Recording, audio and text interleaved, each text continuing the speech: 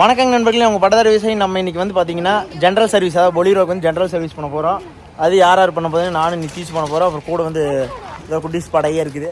நம்ம பொலிரோக்கு வந்து oil service பண்ணுறதுக்கு முன்னாடி ஃபஸ்ட்டு வேலை என்ன பண்ணணும்னு பார்த்தீங்கன்னா, பழைய ஆயிலை வந்து நம்ம ரிமூவ் பண்ணணும். அது எங்கே இருக்குன்னு பார்த்தீங்கன்னா, இன்ஜினுக்கு கீழேயே ஃப்ரண்ட் வீலுக்கு பேக் சைடில் கீழே பார்த்தீங்களா அந்த பாக்ஸ் மாதிரி இருக்கா, அங்கே ஒரு நட்டு கொடுத்துருப்பாங்க பாருங்க. அதுதான் ஆயில் ஸ்டோரேஜ் ஆகிற இடம். அது வந்து கீழே ஒரு நட்டை வந்து லூஸ் பண்ணி விட்டால் லூஸ் ஆயிரும். அப்புறம் அதே அதுக்கு மேலே வந்து பார்த்தீங்கன்னா ஆயில் ஃபில்டர் இருக்கும், அதையும் பார்த்தீங்கன்னா லூஸ் பண்ணி விட்டுட்டு அதுக்கப்புறம் வந்து நம்ம ஆயில் கழட்டி விட்டாச்சு. ஆயில் கழட்டி விட்டதுனே வந்து பார்த்தீங்கன்னா அடுத்ததாக நம்மளோட ஆயில் ஃபில்டரையும் கழட்டியில் அதுலேயும் கொஞ்சம் ஆயில் இருக்குது, வேஸ்ட் ஆயில்.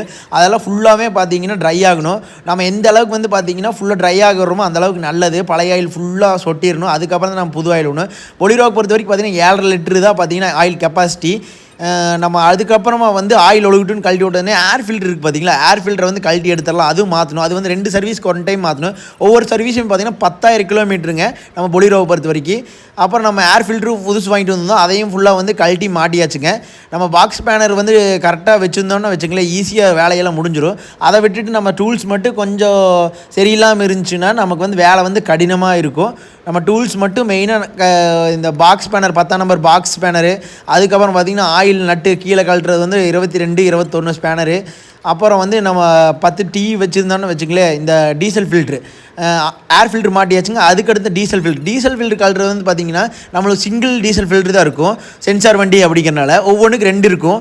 அதை வந்து நீங்கள் பார்த்து வாங்கிக்கணும். அதை வந்து பார்த்திங்கன்னா டீ போல்ட் வச்சு கழட்டியாச்சுங்க. அந்த 2 ப்ளக் மாதிரி இருக்குது பார்த்திங்களா டீசல் வர்றது, அதை வந்து அமுத்தி மேலே இழுத்தாங்கன்னா கழண்டிடும். டீசல் ஃபில்டரும் பார்த்தீங்கன்னா புதுசு வாங்கிட்டு வந்தோம். அதுக்கும் பார்த்திங்கன்னா ரப்பர் வாஷர்லாம் கொடுத்துருப்பாங்க. அந்த ரப்பர் வாஷரை எடுத்து நம்ம போட்டுட்டு புதுசே அப்புறம் டீசல் ஃபில்டரை வந்து மாட்டியாச்சுங்க. அதுக்கப்புறம் டீ போட்டு அதுக்கப்புறம் வந்து மாட்டுறது வந்து பார்த்திங்கன்னா ஈஸி. அந்த ப்ளக் மாதிரி இருக்குது பார்த்திங்களா, அந்த ஓஸ் வருது இல்லைங்க டீசல் இன் அவுட்டு, அதை வந்து சொருகினா முடிஞ்சிடும். அப்புறம் ஏர் எடுத்து விடணும். அதுக்காக வந்து பார்த்திங்கன்னா அவுட்டை வந்து ரிலீஸ் பண்ணி விட்டு சாவி போட்டிங்கன்னா டீசல் வந்து பம்ப் வேலை செய்யும். அப்புறம் ஏர் வந்து ரிலீஸ் ஆகிரும்.